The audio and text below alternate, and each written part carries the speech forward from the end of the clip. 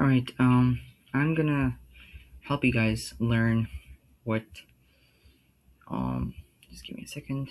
What motion, how things move in one dimension. How you can predict the motion, how you can learn about the motion, and stuff like that. Okay. So first of all, what we're gonna do, what we're gonna learn is um motion in a straight line. Okay. So first thing you might ask is um first thing what you might ask is no, you might not ask this, but you know what all these words mean in a straight line. So motion is just movement of something, and movement of something in a straight line. That's what you think it is. And yeah, you are correct, but the textbook or the teachers that you write your answers to will not be satisfied. So that's their problem. True, but you gotta get marks. So what exactly is motion? So motion is not just movement of something. So let's say that you're over here. Okay, let's say that's you.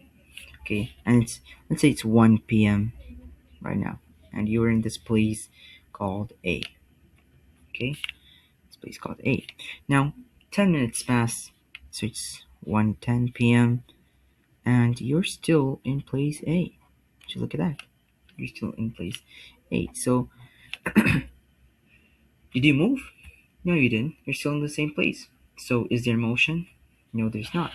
Okay, now let's say 5 minutes pass and would you look at that? You're not there. Where are you? Where'd you go? Now we are in this place B. So did you move now? Yes, you did. So what you saw here is firstly you saw change. You see you changed in your position, right?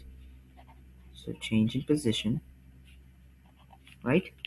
And what else did you see? Did you just see change in position? Just that?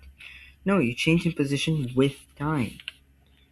With, I'm just gonna say W for with. So with time, right? So that is the exact definition for motion: change in position of an object with time, or during a certain amount of time. All right, that is what motion is. Now, motion also depends on where, or yeah, depends on the person, depends on the point of view, or yeah, the point of reference, like the reference point. So for example, let's say this Earth. That's lumpy Earth, but okay. Let's say this is Earth, and you're on Earth. Okay. Now your friend over here, your friend, is on the moon. All right. So, for your friend, are you moving?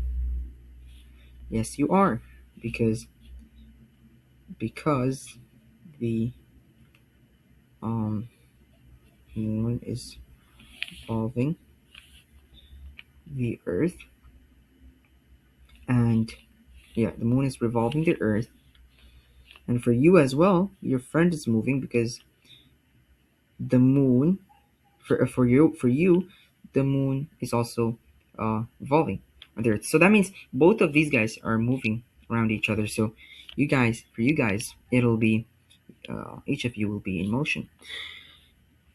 But let's say you're in this house, right? Let's say you're in this house. That's a huge house, and your your brother's there with you. Your brother's there with you.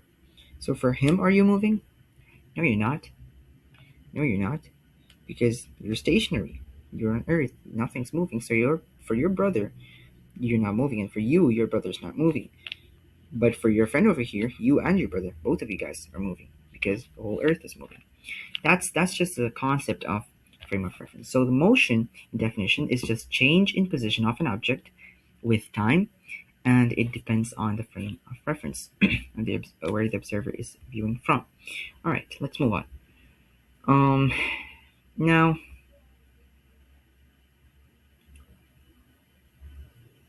okay, so now let's imagine Now we've defined what motion is, right? Now let's imagine there's a there's a road. Okay, this is the road. And let's say I'm marking this point on that road 0. So let's say that everything to the right of the 0 is gonna be positive, and to the left is gonna be negative. And now there's a car on this road. There's a car on this road, and the driver of the car is pretty dumb. He forgot to turn on handbrakes, and he left the car because he really didn't learn how to drive properly. He just borrowed some car, somehow convinced the person, and he left the car. So he's just standing there. The car moves to the left. So if you drive left, what is your direction? What is the direction of the motion of that car? Is it gonna be positive or negative? It's gonna be negative. Correct. Because you're going to the left direction. Alright. Now what if the owner of the car is there? He's a strong guy. He's got a lot of muscles. Alright, he's got a lot of muscles. He started to stop the car. He stopped the car, and he stopped this car. Okay. He stopped this car, and he gets on the car, and he drives to the right. Drives to the right. Our buddy's gone over here, but yeah, he drives to the right. So now he's moving in the negative direction or the positive direction? In the positive direction, because he moved right towards 0. Now that's essentially how you describe the direction of motion. All right. Now let's discuss something called distance and displacement. So imagine your house is over here. Imagine this is your house, and imagine you are going to a grocery store, supermarket over here somewhere. All right. So you're at your house now. This is a supermarket. All right. So now let's say the distance between you guys, between the house and the supermarket is 5 meters. All right. And what you do is you get on your cycle. I do not know how to drive. How to draw a cycle. Is this it? Okay, so you get on your cycle and you go towards the supermarket, and now you go towards the supermarket. You're in the supermarket. You get your stuff, and yeah, you are in the supermarket now. So essentially, you've traveled 5 meters, correct? Okay, so now the distance you've traveled is 5 meters. All right. Now you go back home along the same path. So that means you move 5 meters again. So now your distance you traveled becomes 10 meters, right? I hope you guys can see that. All right, becomes 10 meters. All right, cool. That is called distance, because distance is the total path length, okay? So any path that you took, the total path length that you've traveled. Okay, that's what distance is. If you go in a zigzag way, this is gonna be a lot of distance more, because now you just decided to become stupid.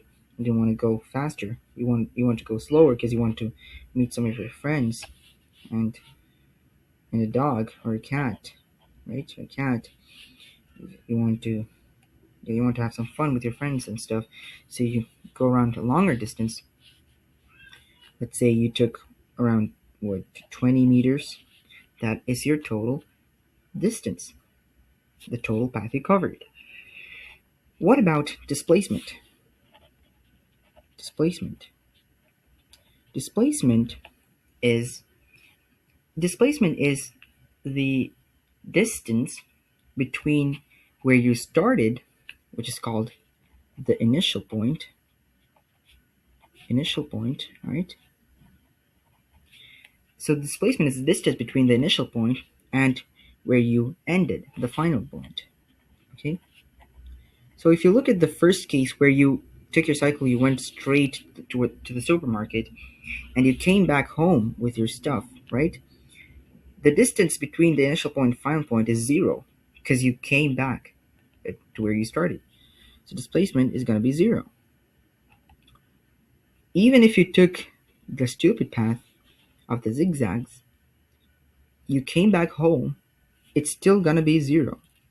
It does not matter because you reached your initial point, and the distance between the initial point and your final point is zero because you got back from where you started. Now imagine you went to the supermarket and decided, no, I'm not going home today, and you decide to sleep at the supermarket. Then your displacement would be 5 meters because that's the distance between your initial point and final point. And remember, displacement is, from what I've understood, I don't know if I'm wrong, is almost going to be always a straight line between the initial point and final point if you haven't returned back to your um, uh, starting point, right? It's going to be a straight line. And yeah, so your displacement is now 5 meters. And usually when we're describing displacement, we tend to say the direction along with it. So it's just not the number. When we're talking about distance, we were just saying 5 meters. When we're talking about displacement, we tend to say 5 meters to the positive direction because you went right. Right? Usually in standard form, if you go right, it's positive. If you go If you go up, it's positive. If you go down, it's negative. If you go left as well, it's negative. And from where are you going? Your original position. Yeah, where you started. Okay. So from here, you're going right. So it's gonna be plus 5 meters. Now imagine you went to the supermarket and you went along another path to your family friend's house over here. He's got a mansion. He's got a bigger house than yours. See, he's got a chimney and stuff. So now your displacement is going to be the distance between the initial point and the final point at your family friend's house. And if this distance is 3 meters, your displacement would be minus 3 meters because your initial point was here, final point is over there, and you're going left towards left. Now imagine you decided to go to the supermarket. This is another case, okay? Imagine you decided to go to the supermarket, so you went plus 5 meters, great. And along the way, you just met your friend over here. And this is, I don't know, 2 meters, right? So you went 5 meters to the supermarket. And when you were coming back at the second meter from your home, you met your friend. So we're coming back 3 meters, right? 2 plus 3 is going to be 5. So you're coming back 3 meters. The distance you've traveled is the total path. So that's 5 plus 3. The distance is going to be 8 meters because 5 plus 3, you travel that much. But the displacement is still the distance between your initial point and your final point. Your final point now is with your friend over here. And so this distance is just, 2 meters. So displacement is going to be what? It's going to be 2 meters to the right. So plus 2 meters. That's on distance and displacement. Now, another thing that I'd like to share is that distance, I told you, it's only the number, and this is called the magnitude. Okay, if there's only number, I'll just write here. It's called magnitude, and there's no direction associated with distance, and that is why it's a scalar quantity. So a scalar quantity is any quantity that has only magnitude and no direction involved. So for example, time. If someone says it's 2:05 p.m., you don't ask, is it 2:05 p.m. north? Is it 2:05 p.m. to the right? No, you just say it's 2:05 p.m. That's just a number. So time is a scalar quantity. And a quantity that is associating with a direction is called a vector quantity. A vector quantity. So an example of vector quantity is displacement, as we mentioned, right? Just okay, displacement, because in displacement we are specifying what the direction is, if it's positive or if it's negative. We don't know. So, but when we're talking about displacement, we talk about the direction, and that is why it's a vector quantity. Another example of vector quantity we will come across soon. All right, cool. Now let's look at another example of distance and displacement. Would you like to try that, or you know what? No, let's not. Okay. Now let's see something called average speed. Right? You might have learned this in your lower classes, that speed is the distance over time. I'm just gonna write t for now. Now this is actually the formula for average speed, and when we're talking about average speed, it's gonna be the total distance. It's always gonna be total distance, total path length, right? Over the total time taken, for the body, and that's the speed, average speed of that certain object. Now there's something called velocity. So if I were to replace this word speed with velocity and say the average of that, I would have to replace this distance word with the total displacement.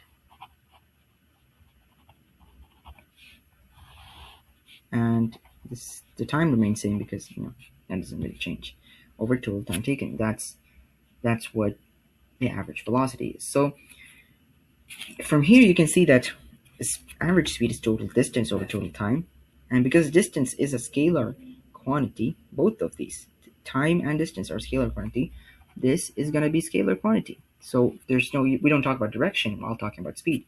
However, here there's displacement. In this, we do talk about direction, and so velocity is a vector quantity, right? Displacement is a vector quantity, and time is a scalar quantity. But because displacement is a vector quantity, velocity is a vector quantity as well. So when we talk about velocity, we talk about the direction of motion along with it.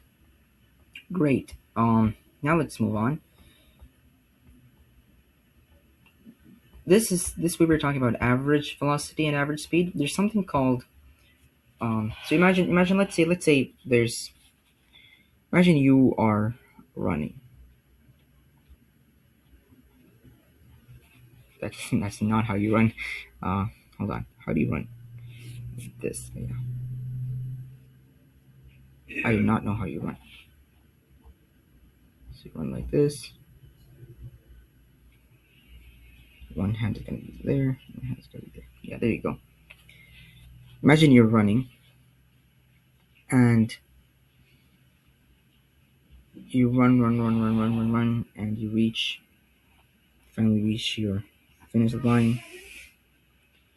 And this took a total of 500 meters, right? Let's say 500 meters. You're a super guy, so you run for 500 meters.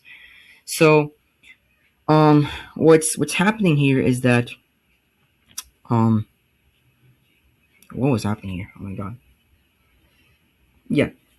Let's say for 500 meters, let's say you're a Superman, and you took you're not a Superman, are you?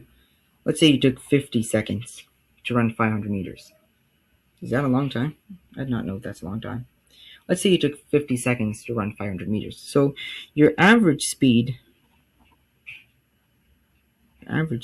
would be the total distance, which is 500 meters, over the total seconds. 500 meters over total time. So that's 50 seconds. So that's, if you divide that, it's going to be what? It's going to be 10 meters per second. All right, cool. That was your average speed. And what about your average velocity? What are your average velocity? That's going to be total displacement. So your initial point is here, final point is here. Distance between them is still 500 meters, so it's going to be plus 500 meters because you went right. Over total time, which is 50 seconds again. It's going to be the same value. It's going to be plus 10 meters per second, right? It's the same. Oh, my camera is pretty bad. Yeah, there we go. Still, it's really bad. Excuse me. All right. So, anyways, it's 500. It's 10 10 meters per second. But that's your average speed. And what if you were running and at some point you took a gap and you're over here, you're panting, and then you took off again, and then at some point you were running faster, and at some point you were running a little slower, at some point you were actually walking, and at some point you just stood still. What if that's the case? Your average speed is telling you your speed. What was your speed on average throughout the motion? But what if I wanted to look at your speed at this point? Or your velocity at that point? What if I want to look at your velocity over at this point? How do we know that? That's where something called instantaneous velocity or instantaneous speed comes out. So, instantaneous speed, how you define it, is that your speed at that exact split second, where the time difference here, your total time means this. You have to remember, you have to realize. Let me just show you that this total time is the time you took for the entire motion. So in this example, it's going to be 50 seconds minus your starting time. So you started at 0 second. That's just 50 seconds, right? But what we're looking for is instantaneous velocity. So we don't want a difference. We want one single, at that split second, what was your motion. So we want it to be as close. We want this time difference to be as close to 0 as possible, right? And that's how you can find the exact speed at that exact split second. That is known as instantaneous.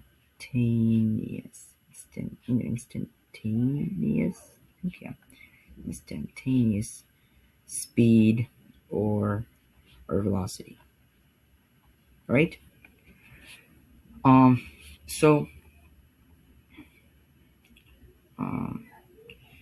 So let's take an example. When you're in a car, your speedometer, speedometer of the car. Yeah, you guys have seen the speedometer, right? The one that shows the speed and stuff. Your speedometer. Do you think it shows the average speed that you're going at, or the speed that you're going at that moment, which is the instantaneous speed? What do you think? It's actually the instantaneous speed, right? Because it's showing you your speed at that split second. That's an example of instantaneous speed or velocity. To figure out, or to find this instantaneous speed, to find average speed, this was a formula, right? So to figure out instantaneous speed or velocity, we actually use math, that is a math part of calculus, using calculus.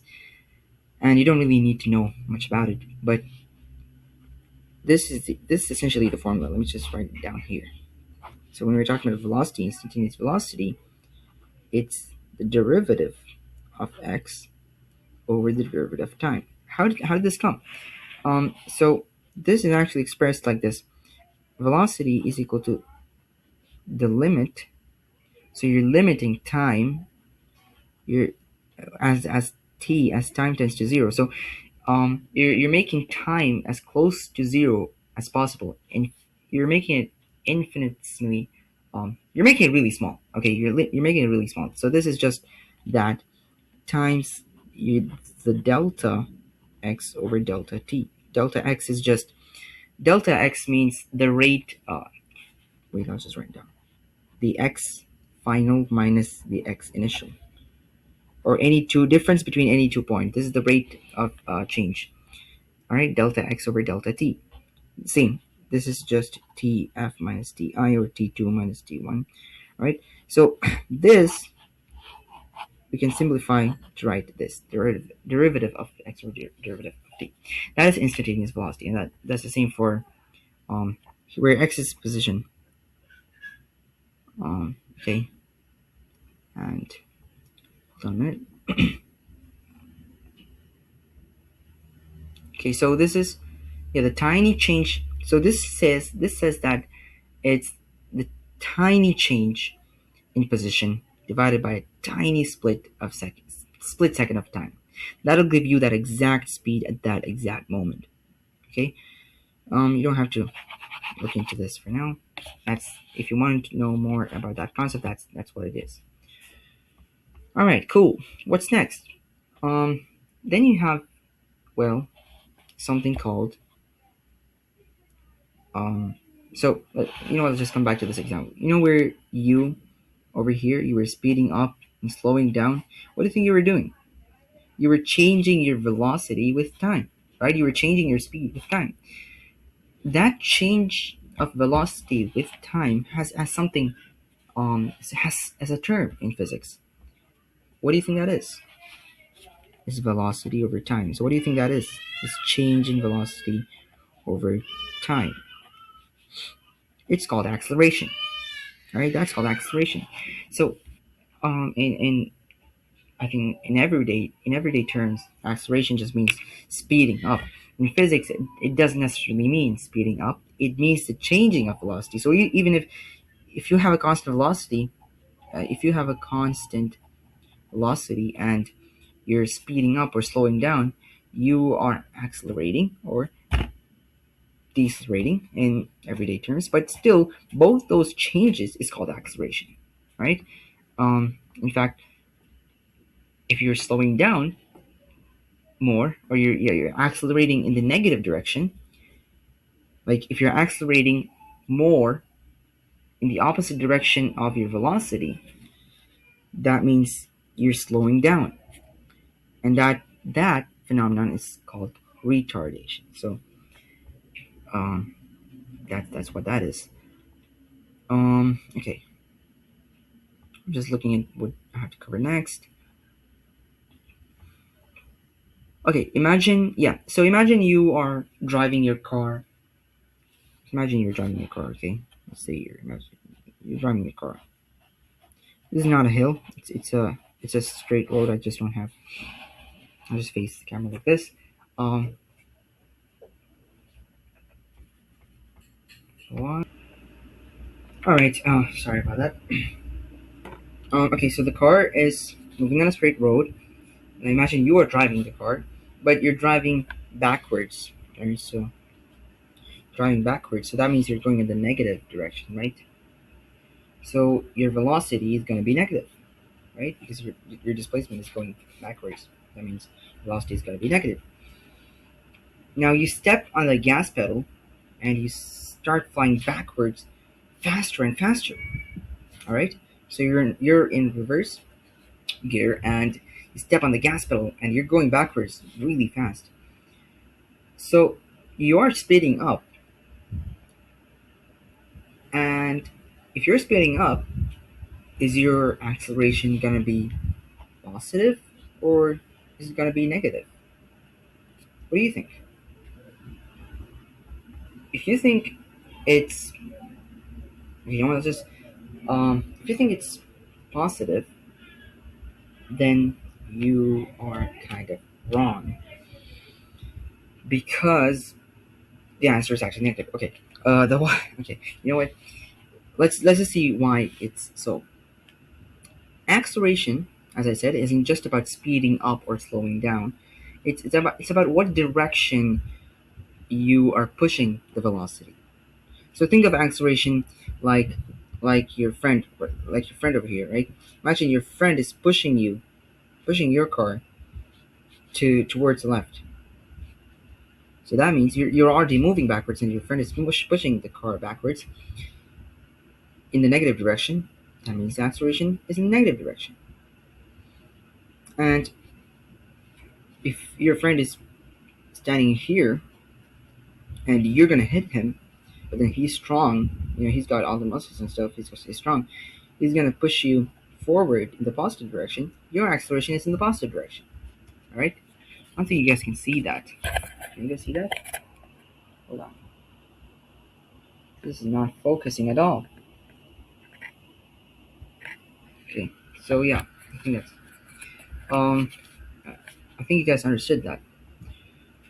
Alright, so what is the rule for acceleration in that case? How do we know what's happening when if you're going forward or backward, if you're going up or down? Um when the signs are different. So the rule is if your velocity and acceleration have the same size, if you same signs. So for example, if your velocity is plus sign positive and if your acceleration is also positive, that means the object is speeding up. All right, it's getting faster and faster.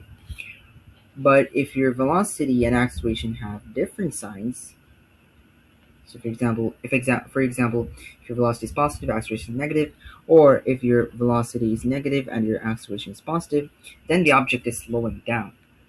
All right, and you can see that in this example. When your friend was pushing you to where you were moving, you were speeding up. But if your friend was gonna push you in the opposite direction, and you're going in the opposite direction, you're gonna slow down because your friend is pushing you. All right. Um, Another example I can give is if you're driving forward, your velocity is going to be positive, right? It's going to be positive. And you're suddenly driving forward and you slam on the brake. Okay, you're driving forward and you slam on the brakes to slow down. So at that time, you're slowing down. What do you think? The acceleration is going to be positive or negative? Because the object is slowing down, as I said, in opposite sign cases, your acceleration is going to be negative, right? That's exactly what the case is. All right.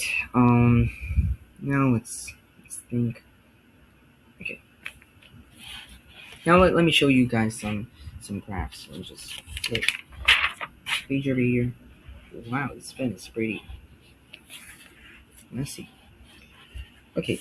Um, there are some graphs in this chapter. Let's just go through them.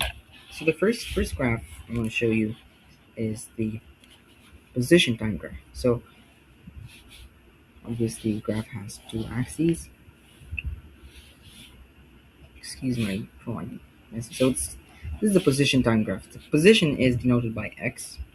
It's going up, and this is the time graph. Time is always going to be the x-axis of the standard plane. So it's going towards the right. This is just positive, right? So let's say you start from 0, and your position increases over time.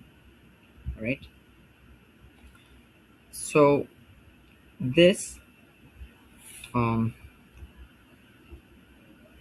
let's say now your position is increasing equally in equal rates of time, right? You notice, see, if I plot this in squares, right? That means you are moving in equal position, equal distances over equal intervals of time. That means you're moving in uniform motion. So this is a uniform motion graph. Alright, so what if I had a graph that showed something else? What do you think this is? So that's position, that's time, and your motion graph says this. So you're in one single position over a long time. That means, what does that mean? It means you're staying still at that place. So you don't have no motion. Okay, you don't have any motion. Okay, you have no motion. Okay. Now let's look at another graph called the velocity time graph. So time is always going to be there, and velocity is going to go up. All right, now let's say the line is still. Okay, the line is a straight line parallel to the time axis right here, and yeah, you're in this certain point of velocity over time. So that means you're moving at the same velocity over a long period of time. So that means you have constant velocity, right? You have same velocity. This is also an example of uniform motion. So realize that uniform motion in an xt graph looks like this, and in a vt graph looks like this. Okay. What if in vt graph, just draw vt. A VT graph. What if it was a slanting line? Your velocity is increasing over time. That means you're accelerating. Okay, you have constant acceleration because it's a straight line. So this is an acceleration. All right, cool. Um, okay, so about a minute. Okay, let's just come back to this graph, VT graph over here.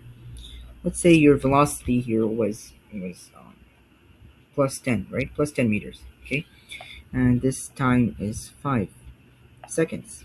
Okay, so right here you can see that this is forming a what shape? What is this shape?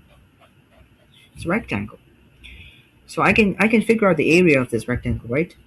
This is gonna be V times breadth times the length t. Just gonna be 10 times 5, 10 meters times 5 seconds. It's gonna be 50 meters. No, you know what? Forget the units. I don't know why. What? It's just gonna be 50 units. All right, it's gonna be 50 units. Oh yeah, this is meters per second. My bad. That's why. Velocity is gonna be meters per second. This is gonna be seconds. So meters per second into second. These cancels out. So it's gonna be 50 meters. So what is this 50 meters? What is that? What is that telling you? This area is 50 meters. But what is that area? What does it represent? This actually represents the displacement you've moved. So your position from your initial point to your final point, you've moved 50 meters. So that means in a velocity time graph, in a VT graph, the area gives you your displacement. Isn't that cool? Okay. What about the slope? What does the slope give you? The slope of a usual graph is the difference between 2 points. So if this is y2, this is y2 x2. Let's take the name of this graph. So it's v2 t2, and here it's v1 t1. So the slope is v2 minus v1 over t2 minus t1, right? Now, if you remember, this was the exact formula for acceleration. Delta v is just vf minus v1, or v2 minus v1 over t2 minus t1. Accelerations. That means technically that means the slope of a VT graph gives you its acceleration, the object's acceleration. So that's another point. The slope of the VT graph gives acceleration. I'm going to write A for now. What do you think the slope of the XT graph gives you? Delta x over delta t. What does that give you? Does that not give you the speed? Right? And if x was displacement, it would give you your velocity, correct? So yeah, that's pretty cool. All right. What else? What else graphs are there?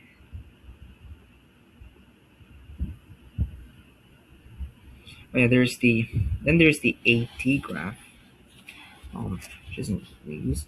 I mean, for now we don't really have to look into it a lot, but I'll just show you. This is the acceleration time graph. So if you have a straight line on the acceleration time graph, that means you have constant acceleration. And this is an example of constant acceleration. All right, and another example of constant acceleration is this. So I'm drawing this is in the negative direction now. You noticed, right? A is in the negative direction and t is still in the positive direction. Because t is always going to be positive. There's no negative time for now in this session, right? So if I'm drawing a line over here, this is an example of constant acceleration. 9.8 meters per second squared. It's a straight line. That means the object is always under 9.8 meters per second squared acceleration with time. This is the acceleration due to gravity. Now this whole thing I can write with the one single letter. That's the small g letter. Right? It's minus 9.8. All right, so that's about crafts. Um, all right, so I guess that's it.